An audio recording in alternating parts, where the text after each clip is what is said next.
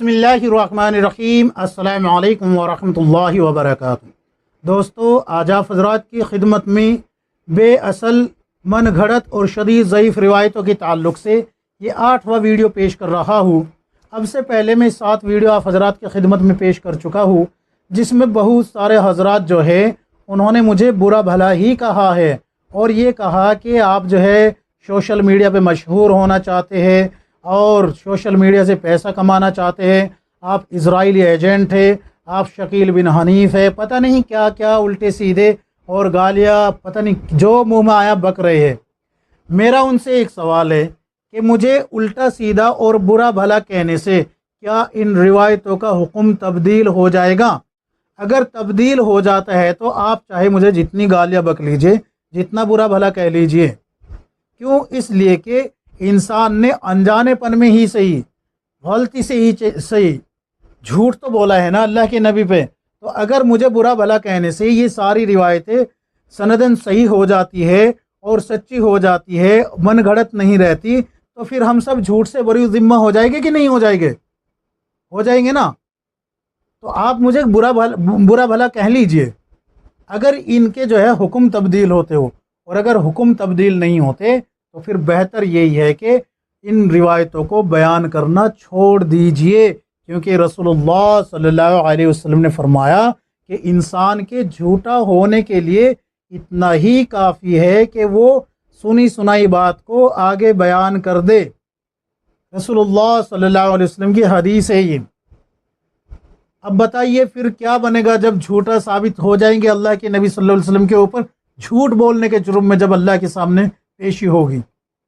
इसलिए मेरे भाइयों, मैं आप हजरात से जो है ना आजिज़ाना दरख्वास्त कर रहा हूँ कि जहाँ तक हो सके वहाँ तक तो इन रिवायतों को छोड़ें। भाई जो सामने नहीं आई, जिसका हुक्म सामने नहीं आया, उसको बयान कर दिया, उसके बारे में तो ये हो सकता है जी हमें पता नहीं था, लेकिन जिसका हमें पता लग गया कम अज़ कम उसको तो छोड़ दे, उसको तो जो है बयान करना बंद कर दे। अगर उसको भी बयान करना बंद नहीं करते तो भाई देखो, कोई ज़बरदस्ती तो मैं आप पे कर नहीं सकता। हमारा काम जो है आप लोगों तक पहुंचाना है, मनवाना नहीं है। और ये तो सिर्फ मुझे गालियाँ पड़ रही है, मुझे बुरा भला कहा जा रहा है। मुसन्निफीन हजरात के बारे में क्या राय रखते होगे? खुद मुफ्ती साहब के बारे में क्या राय होगी जिन्होंने इस किताब को जो है तहरीर किया है?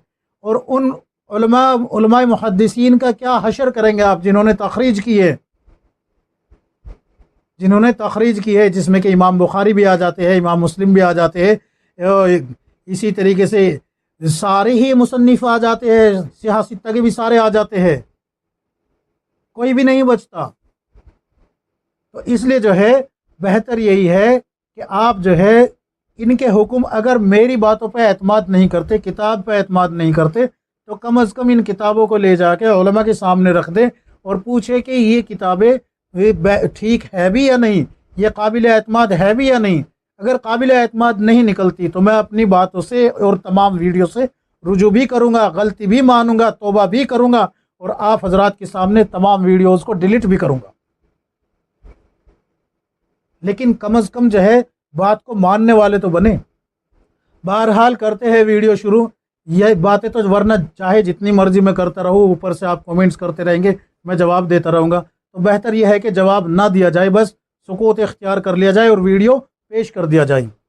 तो आज की जो सबसे पहली रिवायत है वो ये है कि दाई के हर बोल पर 1 साल की इबादत का अजर मिलता है।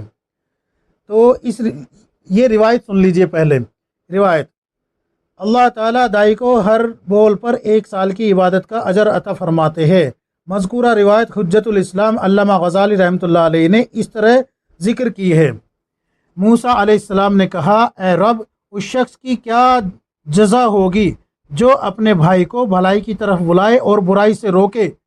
अल्लाह ताला ने फरमाया, मैं उसके हर लफ्ज़ के बदले 1 साल की इबादत लिख दूंगा और मुझे इस बात से हया आती है कि उसे अपनी आग से अजाब दूँ। इस रिवायत का हुक्म सुन लीजिए। अब ये रिवायत बड़ी मशहूर है, लेकिन इसका हुक्म सुन लीजिए। मज़कूरा रिवायत मरफ़ूअन यानी कि रसूलुल्लाह सल्लल्लाहु अलैहि वसल्लम का कौल नहीं है। मरफ़ूअन का मतलब है कि यह रसूलुल्लाह सल्लल्लाहु अलैहि वसल्लम से साबित नहीं, बल्कि ये लिखा है मज़कूरा रिवायत मरफ़ूअन, आप सल्लल्लाहु अलैहि वसल्लम का कौल सनद के साथ हमें कहीं नहीं मिल सकी, चुनांचे इस रिवायत को आप सल्लल्लाहु अलैहि वसल्लम के इंतिसाब से बयान करना दुरुस्त नहीं है। अलबत्ता बज़ाहिर इसराइली रिवायत होने की बिना पर इसे इसराइली रिवायत कहकर बयान किया जा सकता है। यानी कि अगर कोई इसराइली रिवायत कह के इसको बयान करे तो बयान करने की गुंजाइश निकलती है। लेकिन कोई ये कहने लगे कि रसूलुल्लाह सल्लल्लाहु अलैहि वसल्लम ने फरमाया कि दाई के हर बोल पे जो है एक साल की इबादत का सवाब मिलता है, अजर मिलता है, तो ये आप सल्लल्लाहु अलैहि वसल्लम की तरफ झूठ मंसूब किया जाएगा। इसको आप सल्लल्लाहु अलैहि वसल्लम की तरफ मंसूब करके बयान नहीं कर सकते। रिवायत नंबर 2, नमाज मोमीन की महराज है। रिवायत आप सल्लल्लाहु अलैहि वसल्लम ने फरमाया नमाज मोमीन की महराज है। मज़कूरा रिवायत को मुल्ला अली क़ारी रहमतुल्लाह अलैहि मिरक़ातुल मफ़ाती में बिला सनद यानी कि बगैर सनद के इस तरह जिक्र करते हैं, अस्सलातु महराजुल मुमिनीन कि नमाज मोमीन की महराज है। रिवायत का हुक्म भी सुन लीजिए। तलाश बसयार के बावजूद ये रिवायत सनदन ताहाल हमें कहीं नहीं मिल सकी, और जब तक इसकी कोई मोतबर सनद ना मिले इसे आप सल्लल्लाहु अलैहि वसल्लम के इंतिसाब से बयान करना मौकूफ़ रखा जाए, क्योंकि आप सल्लल्लाहु अलैहि वसल्लम की जानिब सिर्फ ऐसा कलाम व वाक़या ही मंसूब किया जा सकता है जो मोतबर सनद से साबित हो। अब ये जो है रिवायत साबित नहीं है, लिहाजा इसको आप सल्लल्लाहु अलैहि वसल्लम की तरफ मंसूब न किया जाए। हाँ, इतना कह सकते हैं सलातु महराजुल मुमिनीन कि नमाज मोमीन की महराज है। क्यों? इसलिए कि जिस वक्त बंदा नमाज में होता है तो वो अल्लाह से मुनाजात कर रहा होता है, और अल्लाह से मुनाजात करना ही जो है यही होता है कि भाई महराज है, यानी कि मुलाकात चल रही है अल्लाह से, तो यही तो होती है। तो इसको इस तरीके से अगर कोई कह के बयान कर दे तो बयान की गुंजाइश निकलती है, लेकिन रसूलुल्लाह सल्लल्लाहु अलैहि वसल्लम की तरफ मंसूब करके बयान करना बिल्कुल भी मुनासिब नहीं है। इसलिए इसको रसूलुल्लाह सल्लल्लाहु अलैहि वसल्लम की तरफ मंसूब करके बयान न करे। तीसरी रिवायत भी महराज के ताल्लुक़ से ही है, यानी कि अत्तहियात का वाक़या, महराज में अत्तहियात का वाक़या। रिवायत आप सल्लल्लाहु अलैहि वसल्लम जब महराज पर तशरीफ़ ले गए तो आप सल्लल्लाहु अलैहि वसल्लम ने कहा अत्तहियातु लिल्लाहि वस्सलावातु वत्तय्यिबात। अल्लाह रब्बुल इज़्ज़त ने फरमाया अस्सलामु अलैका अय्युहन नबिय्यु व रहमतुल्लाहि व बरकातुहू। फिर आप सल्लल्लाहु अलैहि वसल्लम ने कहा अस्सलामु अलैना व अला इबादिल्लाहिस सालिहीन। इसके बाद जिब्राइल अलैहिस्सलाम और मलाइका ने कहा अशहदु अल्ला इलाहा इल्लल्लाह व अशहदु अन्ना मुहम्मदुर रसूलुल्लाह।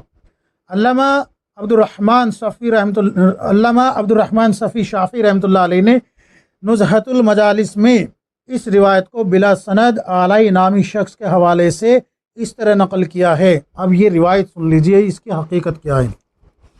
आलाई रहमतुल्लाह अलैहि का बयान है कि हज़रत नबी अकरम सल्लल्लाहु अलैहि वसल्लम ने फरमाया मैंने बड़े बड़े अजाइब देखे, मुझे यहाँ तक गुमान हुआ कि ज़मीन और आसमान के सब रहने वाले मर गए, क्योंकि मैंने अर्श के पास फरिश्तों की ज़रा भी आवाज़ न सुनी और हर शय का हिस्स मुझसे मुनक़ता हो गया।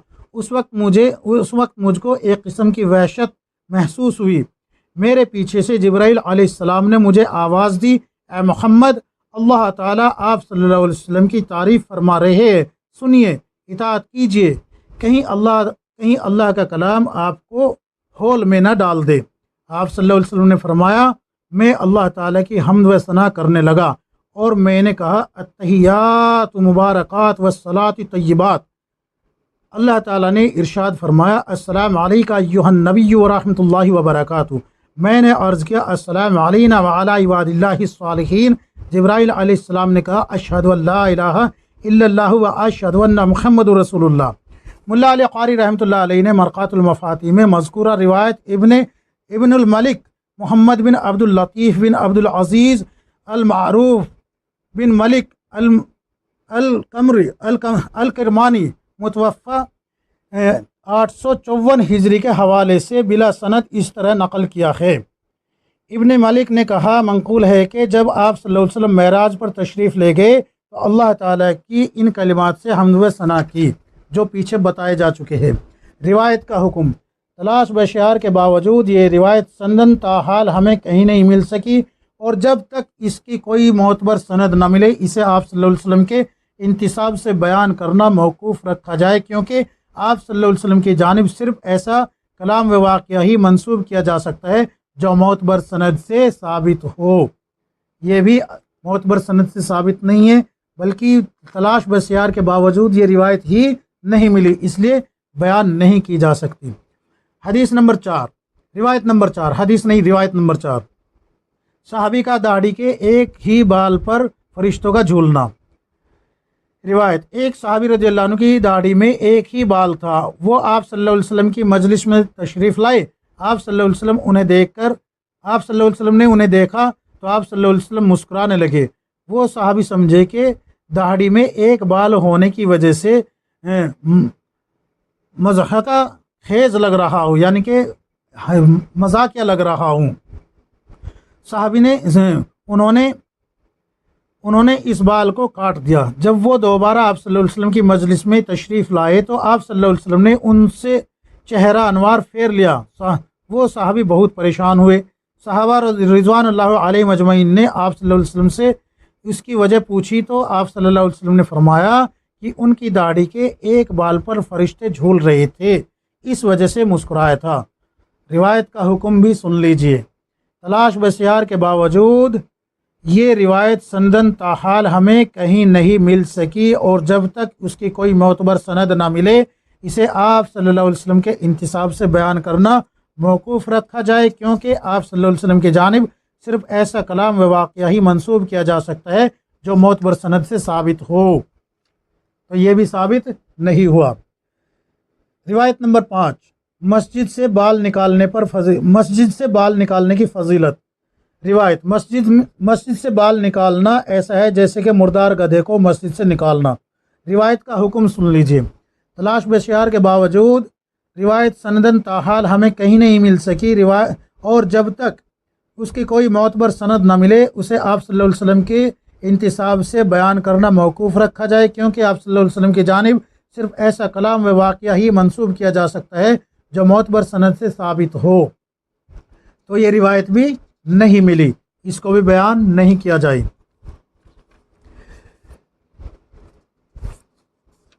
روایت نمبر 6، حضرت ابوبکر صدیق رضی اللہ عنہ کے اونٹ گم ہو جانے پر آپ صلی اللہ علیہ وسلم کا تکبیر اولیٰ کی اہمیت کو اجاگر کرنا۔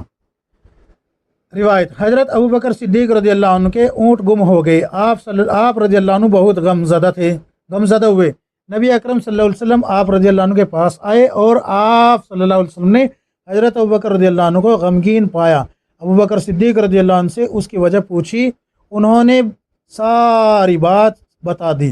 نبی اکرم صلی اللہ علیہ وسلم نے فرمایا، میرا تو یہ خیال تھا کہ تمہاری تکبیر اولیٰ فوت ہو گئی۔ ابوبکر صدیق رضی اللہ عنہ نے کہا، تکبیر اولیٰ کا ثواب اتنا زیادہ ہے؟ آپ صلی اللہ علیہ وسلم نے فرمایا، تکبیر اولیٰ کا ثواب تو دنیا و ما فیہا سے بہتر ہے۔ اس روایت کو علامہ عبد الرحمن صفوری شافعی رحمۃ اللہ علیہ نے نزہۃ المجالس میں بلا سند اس طرح ذکر کیا کہ آپ کہتے ہیں کہ ابوبکر صدیق رضی اللہ عنہ کے 400 اونٹ اور 40 غلاموں کو چور لے گئے۔ آپ صلی اللہ علیہ وسلم ابوبکر رضی اللہ عنہ کے پاس آئے اور انہیں غمگین پایا۔ آپ صلی اللہ علیہ وسلم نے ان سے پوچھا تو انہوں نے ساری بات گوش گزار کر دی۔ آپ صلی اللہ علیہ وسلم نے فرمایا، میرا خیال تھا کہ آپ کی تکبیر اولیٰ فوت ہو گئی۔ ابوبکر رضی اللہ عنہ نے کہا، اے اللہ کے رسول، تکبیر اولیٰ کا فوت ہونا اتنا سخت ہے؟ آپ صلی اللہ علیہ وسلم نے فرمایا، تکبیر اولیٰ کا فوت ہو جانا زمین بھر اونٹ لٹ جانے سے زیادہ سخت ہے۔ اس روایت کا حکم کیا ہے؟ تلاش بسیار کے باوجود یہ روایت سندن تاحال ہمیں کہیں نہیں مل سکی، اور جب تک اس کی کوئی معتبر سند نہ ملے اسے آپ صلی اللہ علیہ وسلم کے انتساب سے بیان کرنا موقوف رکھا جائے، کیونکہ آپ صلی اللہ علیہ وسلم کی جانب صرف ایسا کلام و واقعہ ہی منسوب کیا جا سکتا ہے جو معتبر سند سے ثابت ہو، اس لیے اس کو بھی بیان نہیں کیا جا سکتا۔ روایت نمبر 7، اللہ اپنے بندوں سے 70 ماؤں سے زیادہ محبت کرنے والے ہیں۔ روایت، آپ صلی اللہ علیہ وسلم نے فرمایا، اللہ تعالیٰ اپنے بندوں سے 70 ماؤں سے زیادہ محبت کرنے والے ہیں۔ روایت کا حکم، تلاش بسیار کے باوجود مذکورہ روایت سندن انہی الفاظ کے ساتھ، دیکھیے یہاں کیا آیا، سندن انہی الفاظ کے ساتھ تاحال ہمیں کہیں نہیں مل سکی، اور جب تک اس کی کوئی معتبر سند نہ ملے اسے ان الفاظ کے ساتھ آپ صلی اللہ علیہ وسلم کے انتساب سے بیان کرنا موقوف رکھا جائے، کیونکہ آپ صلی اللہ علیہ وسلم کی جانب صرف ایسا کلام و واقعہ ہی منسوب کیا جا سکتا ہے جو معتبر سند سے ثابت ہو۔ باری تعالیٰ کے اپنے بندوں پر رحم سے متعلق روایات امام مسلم رحمۃ اللہ علیہ نے اپنی صحیح میں ذکر کی ہے، ذیل میں انہیں ذکر کیا جا رہا ہے۔ حضرت ابو ہریرہ رضی اللہ عنہ سے مروی ہے کہ آپ صلی اللہ علیہ وسلم نے فرمایا، بے شک اللہ تعالیٰ کی 100 رحمتیں ہیں، ان میں سے ایک رحمت نے جن و انس چوپائے اور حشرات الارض کے درمیان اتاری ہے، اسی کے ذریعے سے وہ آپس میں ایک دوسرے سے نرمی اور رحم کا معاملہ کرتے ہیں، اور اسی سے وحشی جانور اپنے بچوں پر نرمی کرتے ہیں، اور اللہ تعالیٰ نے 99 رحمت کے حصے روکے رکھے ہیں، اس کے ذریعے اللہ تعالیٰ قیامت کے دن اپنے بندوں پر رحم فرمائیں گے۔ ایک روایت تو یہ ہے جو آپ بیان کریں خوب بے دھڑک ہو کے، کوئی آپ کو پکڑنے والا نہیں ہے۔ دوسری روایت یہ ہے، حضرت عمر فاروق رضی اللہ عنہ سے مروی ہے کہ آپ صلی اللہ علیہ وسلم کے پاس کچھ قیدی لائے گئے، قیدیوں میں سے ایک عورت کسی کو تلاش کر رہی تھی، اچانک اسے قیدیوں میں ایک بچہ مل گیا، اس نے اسے چمٹا لیا اور دودھ پلانے لگی۔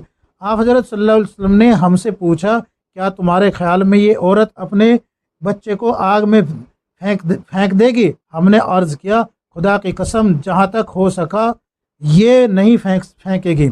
آپ صلی اللہ علیہ وسلم نے فرمایا، جس طرح یہ عورت اپنے بچے پر مہربان ہے، اللہ تعالیٰ اس سے زیادہ اپنے بندوں پر مہربان ہے۔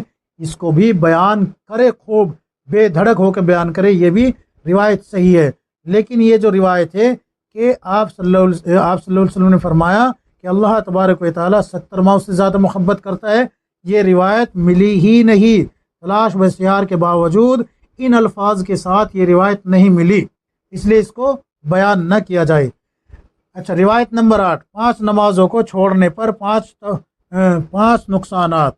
روایت نبی اکرم صلی اللہ علیہ وسلم نے فرمایا، جو شخص فجر کی نماز نہ پڑھے اس کے رزق میں برکت نہ ہوگی، جو شخص ظہر کی نماز ترک کر دے اس کے قلب میں نور نہ ہوگا، جو شخص عصر چھوڑ دے گا اس کے اعضاء کی قوت جاتی رہے گی، جو شخص مغرب کی نماز میں غفلت کرے گا اس کے کھانے میں لذت نہ ہوگی، جو شخص عشاء ادا نہیں کرے گا دنیا و آخرت میں اسے ایمان نصیب نہ ہوگا۔ علامہ محمد جعفر قریشی رحمۃ اللہ علیہ نے تذکرہ واعظین میں مذکورہ روایت بلا سند اس طرح نقل کی ہے۔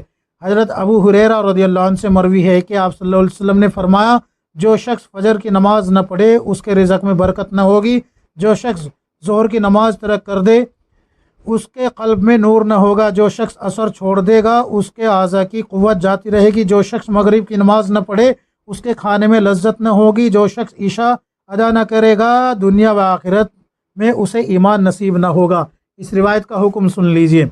تلاش بسیار کے باوجود یہ روایت اس خاص طرز اسلوب کے ساتھ سندن تاحال ہمیں کہیں نہیں مل سکی، اور جب تک اس کی کوئی معتبر سند نہ ملے اسے آپ صلی اللہ علیہ وسلم کے انتساب سے بیان کرنا موقوف رکھا جائے، کیونکہ آپ صلی اللہ علیہ وسلم کی جانب صرف ایسا کلام و واقعہ ہی منسوب کیا جا سکتا ہے جو معتبر سند سے ثابت ہو۔ تو یہ 8 روایتیں ہو گئی، اب 9ویں بھی سن لیجئے۔ 9ویں روایت، اے ابن آدم، ایک تیری چاہت ہے اور ایک میری چاہت ہے۔ بڑا مشہور ہے یہ، آج کل سوشل میڈیا پہ اس کو بہت زیادہ ہائی لائٹ بھی کیا جا رہا ہے، تو اس کو بھی سن لیجئے۔ روایت، اے ابن آدم، ایک تیری چاہت ہے اور ایک میری چاہت ہے، ہوگا وہی جو میری چاہت ہے اگر تو اپنی چاہت کو تابع کر دے اس کے جو میری چاہت ہے تو تیری چاہت بھی پوری کر دوں گا، اور بہرحال ہونا تو وہی ہے جو میری چاہت ہے، اگر تو نے وہ نہ کیا جو میری چاہت ہے تو تجھے تیری چاہتوں میں تھکا دوں گا، اور ہوگا وہی جو میری چاہت ہے۔ مذکورہ روایت کو حکیم ترمذی رحمۃ اللہ علیہ نے نوادر الاصول میں حضرت حسن بصری رحمۃ اللہ علیہ کے حوالے سے تحریر فرمایا ہے۔ آپ لکھتے ہیں اللہ تعالیٰ نے فرمایا، وہی روایت اوپر آئی ہے، اس کو دوبارہ نقل کرنے کی ہمت نہیں ہو رہی، ہونٹ خشک ہو گئے، گلا خشک ہو گیا میرا، تو اس کو دوبارہ سے پڑھنے کی ہمت نہیں ہو رہی، اس لیے اس کا خلاصہ یہ اوپر روایت پڑھ چکا ہوں میں، اب اس کا حکم بتا رہا ہوں کہ کیا ہے۔ مذکورہ روایت تلاش کے باوجود مرفوعاً کہیں نہیں مل سکی، لہذا اس روایت کو آپ صلی اللہ علیہ وسلم کی طرف انتساب کر کے بیان کرنا درست نہیں ہے۔ البتہ بظاہر اسرائیلی روایت ہونے کی بنا پر اسے اسرائیلی روایت کہہ کر بیان کرنے میں حرج نہیں ہے، یعنی کہ اگر کوئی اس کو اسرائیلی روایت کہہ کے بیان کرے تو کر سکتا ہے، لیکن رسول اللہ صلی اللہ علیہ وسلم کی طرف منسوب کر کے بیان نہ کرے۔ اچھا جی، نمبر 10، جسے اللہ 70 مرتبہ محبت کی نگاہ سے دیکھتے ہیں اسے اپنے راستے میں قبول کر لیتے ہیں۔ روایت، آپ صلی اللہ علیہ وسلم نے فرمایا، جس شخص کو اللہ تعالیٰ 10 مرتبہ محبت کی نگاہ سے دیکھتے ہیں اسے اپنے گھر آنے کی توفیق دیتے ہیں، اور جسے 40 مرتبہ محبت کی نگاہ سے دیکھتے ہیں اسے حج کرنے کی توفیق عطا فرماتے ہیں، اور جسے 70 مرتبہ محبت کی نگاہ سے دیکھتے ہیں اسے اپنے راستے کے لیے قبول کرتے ہیں۔ روایت کا حکم سن لیجئے۔ تلاش بسیار کے باوجود یہ روایت سندن تاحال ہمیں کہیں نہیں مل سکی، اور جب تک اس کی کوئی معتبر سند نہ ملے اسے آپ صلی اللہ علیہ وسلم کے انتساب سے بیان کرنا موقوف رکھا جائے، کیونکہ آپ صلی اللہ علیہ وسلم کی جانب صرف ایسا کلام و واقعہ ہی منسوب کیا جا سکتا ہے جو معتبر سند سے ثابت ہو۔ واللہ عالم۔ میرے عزیز ساتھیوں، یہ 10 روایتیں میں نے آپ حضرات کی خدمت میں پیش کی ہے۔ آپ ان کو جو ہے خوب اچھے سے ذہن نشین کرنے کی کوشش کرے اور ان کو بیان نہ کرے۔ بہتر یہی ہے کہ بیان نہ کیا جائے۔ مجھے گالی دینے سے، برا بھلا کہنے سے ان روایتوں کا حکم نہیں بدل جائے گا۔ اگر آپ کو مجھ پہ اعتماد نہیں ہے تو میں کہتا ہوں کہ آپ کتاب لے کے آئے اور کتاب کو لے جا کے علماء کی مجلس میں رکھے اور پوچھے کہ یہ کتاب معتبر ہے بھی یا نہیں۔ میں کہتا ہوں اگر یہ معتبر نہیں ہے بقول آپ لوگوں کے تو میں بھی رجوع کروں گا، ساری ویڈیو بھی ڈیلیٹ کروں گا اور توبہ بھی کروں گا اور اپنی غلطی بھی تسلیم کروں گا، لیکن کم از کم اعتماد بھی تو کوئی چیز ہے نا، تو اعتماد کر کے تو دیکھیں، کتابوں کو خریدے اور علماء کے پاس لے کے جائے۔ ہو سکتا ہے کہ آپ جو میری بات نہیں مان رہے، علماء کی بات مان لے، ان علماء کی بات مان لے جو آپ کے سامنے ہیں اور ان کو بیان کرنا بند کر دے۔ اس لیے میرے عزیزو، بہتر یہی ہے کہ ہم سب جو ہے ایسی روایتوں کو بیان کرنا چھوڑ دے۔ اللہ تبارک و تعالی ہم سب کو کتاب و سنت کے مطابق زندگی گزارنے کی توفیق عطا فرمائے، آمین یا رب العالمین۔